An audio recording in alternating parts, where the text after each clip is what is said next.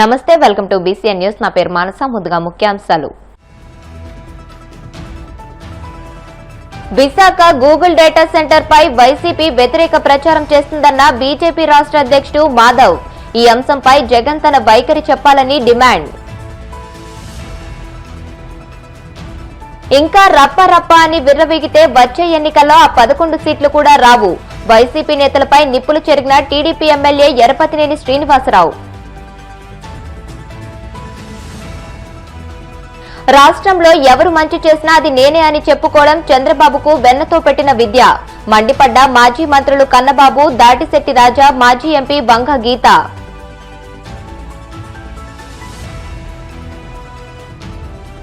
శ్రీవారి దర్శనం పేరుతో భక్తుల నుండి ఏడాదిలో కోటికి పైగా వసూలు చేసిన కేటుగాడు. నిందితుడు అశోక్ కుమార్ రెడ్డిని అరెస్ట్ చేసిన పోలీసులు. విశాఖపట్నంలో ఏర్పాటు కానున్న గూగుల్ ఏఐ డేటా సెంటర్ కు మద్దతుగా భారీ మౌలిక సదుపాయాలు కల్పిస్తున్నామని, దీనిపై ప్రతిపక్ష వైసీపీ అనవసర దుష్ప్రచారం చేస్తుందని బీజేపీ రాష్ట్ర అధ్యక్షుడు పీవీఎన్ మాధవ్ మండిపడ్డారు. ఈ ప్రాజెక్టు కోసం ప్రత్యేకంగా 21,800 కోట్ల వ్యయంతో గ్రీన్ ఎనర్జీ కారిడార్ 3 నిర్మాణ పనులు త్వరలో ప్రారంభం కానున్నాయని ఆయన వెల్లడించారు. గూగుల్ డేటా సెంటర్ పై వస్తున్న ఆరోపణల నేపథ్యంలో వాస్తవాలను వివరించేందుకు విశాఖ నగరంలో గ్రాండ్ బే హోటల్లో పారిశ్రామికవేత్తలు, వ్యాపార వర్గాలతో మాధవ్ సమావేశమయ్యారు. ఈ సందర్భంగా ఆయన మాట్లాడుతూ, ఈ కీలక ప్రాజెక్టుపై మాజీ సీఎం జగన్ కనీసం ఒక ట్వీట్ కూడా చేయలేదని, ఆయన తన వైఖరిని స్పష్టం చేయాలని డిమాండ్ చేశారు. ఈ కార్యక్రమంలో పాల్గొన్న అసెంబ్లీలో బీజేపీ పక్ష నేత విష్ణుకుమార్ రాజు మాట్లాడుతూ, కూటమి ప్రభుత్వం విశ్వసనీయతకు మారుపేరని అన్నారు. ఆంధ్రప్రదేశ్ విశాఖపట్నం ఇవాళ ప్రపంచం అంతా కూడా మాట్లాడుకుంటున్న ఒక గొప్ప ప్రదేశంగా మారింది. ఈ రోజు కోసమే అయితే నిజమైన వైజాగ్ ఎక్స్ అందరూ కూడా వేచి ఉన్న ఒక తరుణం. ఆ విధంగా ప్రపంచంలో భారతదేశంలో ఆంధ్రప్రదేశ్లో విశాఖపట్నం, దీని ప్రాముఖ్యత ఆ విధంగా ఎదగాలని ఈస్ట్ కోస్ట్ లో ఉండే సిటీ ఆఫ్ డెస్టినీ అని పిలుచుకుంటున్న వైజాగ్ నిజంగానే ఒక సిటీ ఆఫ్ డెస్టినీగా మారిన తరుణం. ఈ యొక్క తరుణం కేవలం ఒక పోర్టుతో ప్రారంభమై, చిన్న ఫిషింగ్ హార్బర్తో ప్రారంభమై పోర్ట్ సిటీగా మారి స్టీల్ సిటీగా రూపాంతరం చెంది అనేక పబ్లిక్ సెక్టర్స్ యొక్క నిలయంగా ఉన్న మన వైజాగ్ ఇవాళ ఒక గ్లోబల్ క్యాపిటల్గా మారబోతుంది. అది కూడా రాబో తరానికి ఒక దిక్సూచి ఇవ్వగలిగి, రాబో తరానికి ఒక గొప్ప మార్పుకి, ఒక ట్రాన్స్ఫర్మేషన్కి అవకాశం ఉన్న కృత్రిమ మేధస్సు, ఆర్టిఫిషియల్ ఇంటెలిజెన్స్ సంబంధించిన ఏదైతే గూగుల్ ఏఏ హబ్ విశాఖపట్నానికి రావటం ఏదైతుందో ఇది గొప్ప పరిణామం. ఈ పరిణామం మనందరినీ కూడా ఆనందాన్ని కలిగించింది, అనేక రకాల కొత్త ఆశలని చిగురెత్తించింది. అదేవిధంగా ఉమ్మడి ఆంధ్రప్రదేశ్లో భాగ్యం ఏ విధంగా ఇన్ఫర్మేషన్ టెక్నాలజీ ద్వారా సైబరాబాద్గా మారి ప్రపంచంలో అన్ని కంపెనీలకి అక్కడికి వచ్చే విధంగా ఒక వ్యవస్థ నిర్మాణమే, ఒక ఎకో సిస్టమ్ ఏదైతే ఉందో డెవలప్ కావటం, అలాగా గ్రోత్ ఇంజన్ ఇవాళ బయలుదేరి ఇండియాకే హైదరాబాద్ ఆ విధంగా ఒక ఇన్ఫర్మేషన్ టెక్నాలజీకి ఒక క్యాపిటల్గా మారింది. విభజిత ఆంధ్రప్రదేశ్కి అనేక అవకాశాలు ఉన్నాయి. ప్రత్యేకంగా 1000 కిలోమీటర్ల యొక్క మన సాగర తీరం అనేక రకాల అవకాశాలకి నిలయం. అలాగే ఈ రాష్ట్రంలో ఉండే ఇన్ఫర్మేషన్ టెక్నాలజీకి సంబంధించి ఏ ఆవిష్కరణ అయినా జరగాలి అంటే అది భారతదేశంలో జరగాలి అని చెప్పి, భారతదేశంలో మరి ముఖ్యంగా ఆంధ్రప్రదేశ్లో జరగాలి, అది తెలుగువాడి చేత జరగాలి అని చెప్పి ఆ విధంగా దైవ నిర్ణయం కనుకనే మనకి ఈ విధంగా పెద్ద ఎత్తున పెట్టుబడి రావటం. ఈ పోటీలో మనం వెనకుండకూడదు, ముందుండాలి అని చెప్పి నిర్ణయంతో ఆయన విశాఖ వాసి అయినందుకు విశాఖపట్నంలో గూగుల్ రావటం అనేది చాలా చాలా అదృష్టం. అట్లాగే ఈరోజు ఈ కార్యక్రమానికి విచ్చేసిన నిష్ణాతులు, అంటే వివిధ రంగాల్లో ఉన్న పాత్ర గారు అవనివ్వండి, లేకపోతే నరసింహరావు, అట్లాగే శివకుమార్ గారు, రాజబాబు గారు, అట్లాగే ఇంకా మిగిలిన అందరూ కూడా, లక్ష్మి గారు పాత్ర చెప్పాను. అట్లాగే ముఖ్యంగా విశాఖపట్నాన్ని గ్లోబల్గా తీసుకుని వెళ్ళే మీరందరూ పాత్రికేయ మిత్రులకి, ఎలక్ట్రానిక్ రంగానికి ఈ మంచి కార్యక్రమాన్ని ఏర్పాటు చేసిన గౌరవనీయులు మాధవ్ గారికి ముందుగా ధన్యవాదములు తెలియజేసుకుంటూ, ఈరోజు ఎప్పుడైతే గూగుల్ సంస్థని విశాఖపట్నానికి తీసుకువచ్చిన ఘనత ప్రధానమంత్రి నరేంద్ర మోడీ గారిది.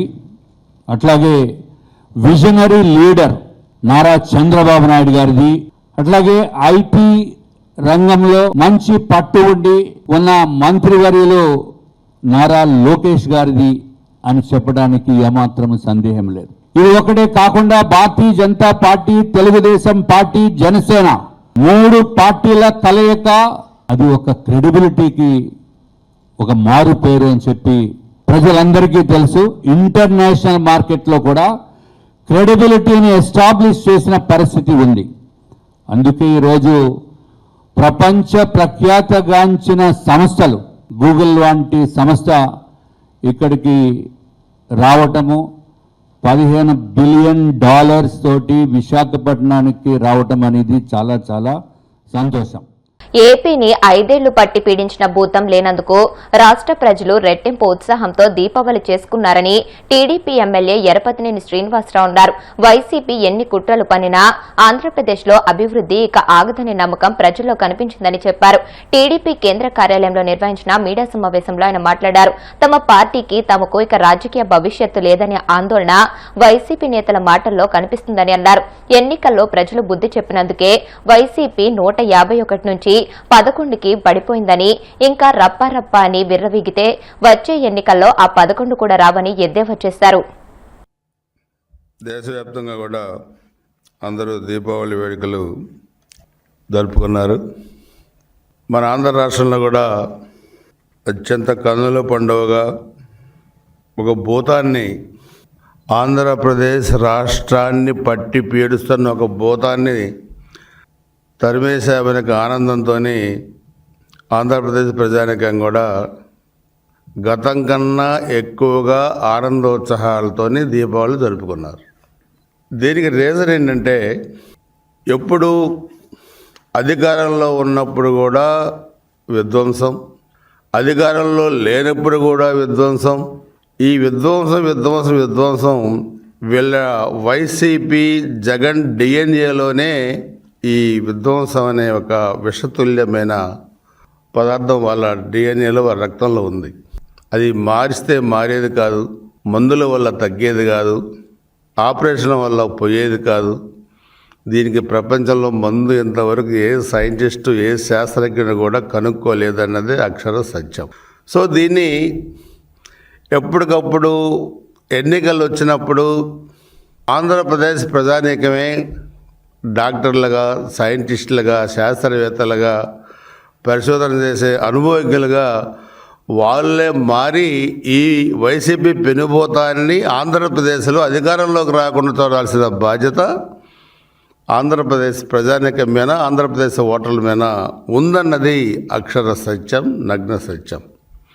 సో దానికే నిన్న ఎందుకు ఇంత పెద్ద ఎత్తున జరుపుకున్నారు ఆంధ్రప్రదేశ్లో అనే దానికి ఒక విజనరీ లీడర్, 45 సంవత్సరాల సుదీర్ఘ రాజకీయ అనుభవం కలిగిన ఒక మేధావి, సైదరాబాద్ని ఈరోజు ఐటీ హబ్గా మార్చగలిగిన ప్రపంచం మొత్తం కూడా ఈరోజు అభినందించే మన రాష్ట్ర ముఖ్యమంత్రి వర్యులు చంద్రబాబు నాయుడు గారు మరలా ఆంధ్రప్రదేశ్ని కూడా ఇంకొక హైదరాబాద్ కన్నా ఇంకా మంచి స్థాయిలో ఉంచాలని చెప్పి 2024లో ఎన్డీఏ ప్రభుత్వం అధికారంలోకి వచ్చిన తర్వాత అనేక పరిశ్రమలు, అనేక ఐటీ కంపెనీలు గౌరవ నారా లోకేష్ గారు, విద్యాశాఖ మంత్రులు మరియు ఐటీ మినిస్టర్ గారు వీళ్ళ ఆధ్వర్యంలో ఇండిపెండెన్స్ వచ్చిన తర్వాత భారతదేశంలో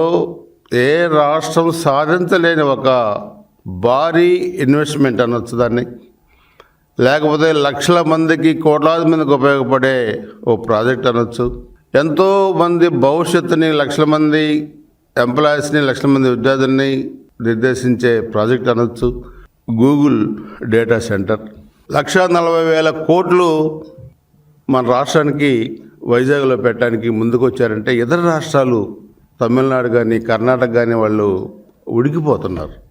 మేమెందుకు తీసుకురాలేకపోయాం, అది ఆంధ్రాకి ఎందుకు పోయిందంటే ఆంధ్రాలో ఒక విజనరీ లీడర్ ఉన్నాడు, భవిష్యత్తు తరాలకి దిశానిర్దేశం చేయగలిగే ఒక నాయకుడు ఉన్నాడనే ఒక నమ్మకంతో మాత్రమే ఈరోజు గూగుల్ సంస్థ ఆంధ్రప్రదేశ్కి రావటం, విశాఖపట్నానికి రావటం జరిగింది. రాష్ట్రంలో ఎవరు మంచి చేసినా అది నేనే అని చెప్పుకోవడం చంద్రబాబుకు వెన్నతో పెట్టిన విద్య అని మాజీ మంత్రులు కురసాల కన్నబాబు, దాటిశెట్టి రాజా, మాజీ ఎంపీ వంగా గీత మండిపడ్డారు. కాకినాడలో కన్నబాబు క్యాంపు కార్యాలయంలో కాకినాడ సెజ్ భూములపై వారు మీడియాతో మాట్లాడుతూ తాను చేయని పనులను కూడా తన ఖాతాలోనే వేసుకుంటూ చంద్రబాబు క్రెడిట్ చోరీకి పాల్పడుతున్నారని మండిపడ్డారు. 2014-19 మధ్య కోవిడ్ లాంటి విపత్తు ఉన్న దేశంలోనే అత్యంత విప్లవాత్మక సంస్కరణలు చేపట్టిన ఘనత వైఎస్ జగన్దేనని తేల్చి చెప్పారు. కాకినాడ సేజ్ భూములను రైతులు వెనక్కి ఇస్తామని 2019 ఎన్నికల ప్రచారంలో ఇచ్చిన హామీని అధికారంలోకి వచ్చిన తర్వాత జీవో నంబర్ 158 ద్వారా నిలబెట్టుకున్నారని స్పష్టం చేశారు. అదే జీవోను అమలు చేయడానికి కేవలం మెమో మాత్రమే జారీ చేసిన కూటమి ప్రభుత్వం ఆ ఘనతను నిస్సిగ్గుగా తన ఖాతాలో వేసుకోవడంపై ఆగ్రహం వ్యక్తం చేశారు. విప్లవాత్మకమైన సంస్కరణలు కానీ, అభివృద్ధి కార్యక్రమాలు కానీ, సాహసోపేత నిర్ణయాలు కానీ చేసేలేదు. కానీ దురదృష్టం ఏంటంటే చంద్రబాబు నాయుడు మళ్ళీ వచ్చిన తర్వాత అధికారం, ఆయనకి గతం మర్చిపోయే ఒక లక్షణం ఉంది. అన్నీ ఆయన చేశానని ఆయన నమ్మి ఎల్లో మీడియాతో నమ్మించే కార్యక్రమం చేస్తారు. దీన్ని క్రెడిట్ చోరీ అంటారు. రకరకాల దొంగతనాలు ఉంటాయి. దాంట్లో ఈ వచ్చిన పేరును కూడా కొట్టేయడం అనేది అది కూడా ఒక చోరీతో సమానం. ప్రస్తుతం జగన్మోహన్ రెడ్డి గారు చేసిన మంచి కార్యక్రమాలన్నింటినీ కూడా చోరీ చేసే కార్యక్రమంలో ఈ ప్రభుత్వం ఉంది తప్ప తనకంటూ ఒక ముద్ర వేసుకుని ఇదిగో ఈ 10 మందికి ఉపయోగపడే కార్యక్రమం చేశానని గుండెల మీద చేసుకుని హాయిగా ఒకరోజు నిద్రపోయే కార్యక్రమాన్ని చంద్రబాబు చేయట్లే. ఇప్పుడు చంద్రబాబుకి తోడు ఆయన కొడుకు కూడా ఏదో ఆవు చేలో మేస్తే దూడ గట్టిన మేస్తుందని ఒక సామెత. తండ్రి కన్నా 4 అడుగులు ఎక్కువ చదివినట్టుగా తండ్రి 4 అబద్ధాలు ఆడితే ఈ 40 అబద్ధాలు ఆడతాడు. చిన్న కన్సర్న్ ఉంది పేద ప్రజల పాటు, ఆంధ్రప్రదేశ్ ప్రజల పాటు బ్రిటిష్ వాళ్ళకి కూడా కన్సర్న్ ఉంది. ఆ కన్సర్న్ కూడా ఈ చంద్రబాబు నాయుడు గారికి లేదు. జగన్మోహన్ రెడ్డి గారు ఏదైతే పేద బడుగు బలహీన వర్గాల కోసం తెచ్చిన ఈ మెడికల్ కాలేజీలన్నీ 100 రూపాయలకి ఎకరం 100 రూపాయలు చొప్పున 66 సంవత్సరాలు 33 + 33 66 సంవత్సరాలకి కట్టబెట్టేస్తున్నాడు. మినిమం మనిషి కన్సర్న్ లేకపోతే ఎలాగా? ఆరోగ్యశ్రీ ఏమైంది ఈరోజు? మళ్ళీ నేను చదవట్లేదు. 5 గ్రామాల ప్రజలు, గ్రామాలు ఎప్పుడు పుట్టాయో మాకు తెలియదు, ఎప్పుడు వచ్చాయో మాకు తెలియదు, ఎవరికీ తెలియదు. ఎన్ని సంవత్సరాల కిందట ఆ గ్రామాలు పుట్టాయి. ఆ గ్రామాల్లో ఎంతో మంది రైతులు, ఎంతో మంది ప్రజలు ఆ గ్రామాలతో బండిపేట, రామరాఘవపురం, ముమ్మిడివరపాడు, శ్రీరాంపురం ఈ గ్రామాలన్నీ కూడా ఎప్పుడో పుట్టాయి. ఆ పుట్టిన గ్రామాలు పరిశ్రమల్లో కలిసిపోయే పరిస్థితుల నుంచి మళ్ళీ గ్రామాలని బ్రతికించిన వ్యక్తి జగన్మోహన్ రెడ్డి గారు. ఆ గ్రామాల్లో ఆ గ్రామస్తులకు అప్పచెప్పింది జగన్మోహన్ రెడ్డి గారు. ఆ గ్రామ రైతుల్ని గౌరవించింది జగన్మోహన్ రెడ్డి గారు. తిరుమల శ్రీవారి దర్శనం కల్పిస్తానని చెప్పి భక్తులను నమ్మించి ₹1 కోటికి పైగా కొల్లగొట్టిన ఓ కేటుగాడిని పోలీసులు అరెస్ట్ చేశారు. తిరుపతి జిల్లా చంద్రగిరికి చెందిన బురిగల అశోక్ కుమార్ రెడ్డి ఈ మోసాలకు పాల్పడినట్లు పోలీసులు గుర్తించారు. తనకు రాజకీయ నాయకులతో పరిచయాలు ఉన్నాయని సులభంగా శ్రీవారి వీఐపీ బ్రేక్ దర్శనం, కళ్యాణోత్సవం, సుప్రభాత సేవ వంటి టికెట్లతో పాటు గదులు కూడా ఇప్పిస్తానని భక్తులను నమ్మించేవాడు. అతని మాటలు నమ్మిన భక్తుల నుంచి లక్షల్లో డబ్బులు వసూలు చేసేవాడు. తీరా భక్తులు ఆశగా తిరుమలకు చేరుకున్నాక ఫోన్ స్విచ్ ఆఫ్ చేసి వారికి దొరకకుండా తప్పించుకునేవాడు. ఫిర్యాదు ఆధారంగా తిరుమల 2 టౌన్ పోలీసులు ఈ నెల 16న కేసు నమోదు చేసి నిందితుడిపై నిఘా పెట్టి అదుపులోకి తీసుకున్నారు. ఓం నమో వెంకటేశాయ. అందరికీ నమస్కారం.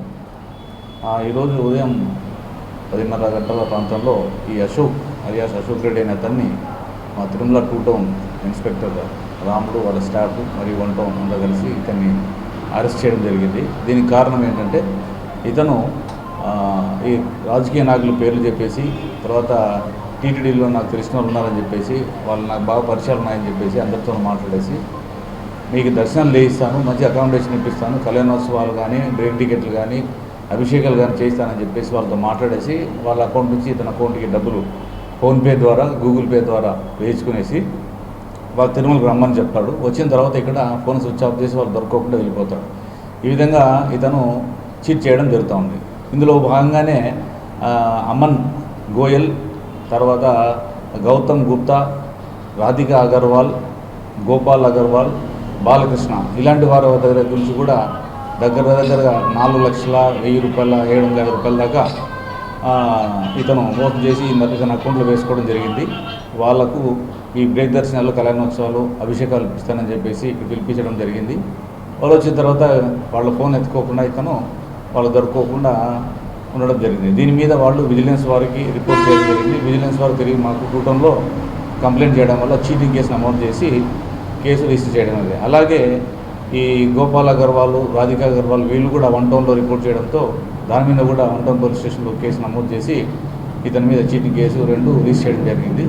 ఈరోజు మా వాళ్ళు 1 టౌన్ 2 టౌన్ ఆఫీసర్లంతా నిఘా ఉంచి ఇతన్ని తిరుమలలో అరెస్ట్ చేసి ఈరోజు రిమాండ్ పంపడం జరుగుతూ ఉంది. ఇందు మూలంగా నేను భక్తులకు ప్రజలందరికీ తెలియజేయడం ఏంటంటే ఎవరి మాటలే కానీ నమ్మద్దండి. వీళ్ళంతా వీళ్ళకున్న అనవసరంగా మాకు వాళ్ళ పరిచయాలు వీళ్ళు పరిచయాలు అని చెప్పేసి లేనిపోని మాటలన్నీ అబద్ధాలని చెప్పేసి ప్రజలు నమ్మించేసి దేవుని పేరు మీద మోసం చేయడం జరుగుతూ ఉంది. సో ఏదైనా ఉంటే మీరు డైరెక్ట్గా టీటీడీ అఫీషియల్ ఛానల్లోనే వెబ్సైట్ ద్వారా మీరు ఆ దర్శనాలు కానీ అకామిడేషన్ కానీ పొందవచ్చు. కానీ ఇటువంటి దళారీల మాటలు, ఈ చీటర్స్ మాటలు దయచేసి నమ్మొద్దని అందరికీ వినయపూర్వకంగా తెలియజేస్తున్నాం. Thank you. ఇప్పుడు కాసేపు ప్రకటనలు.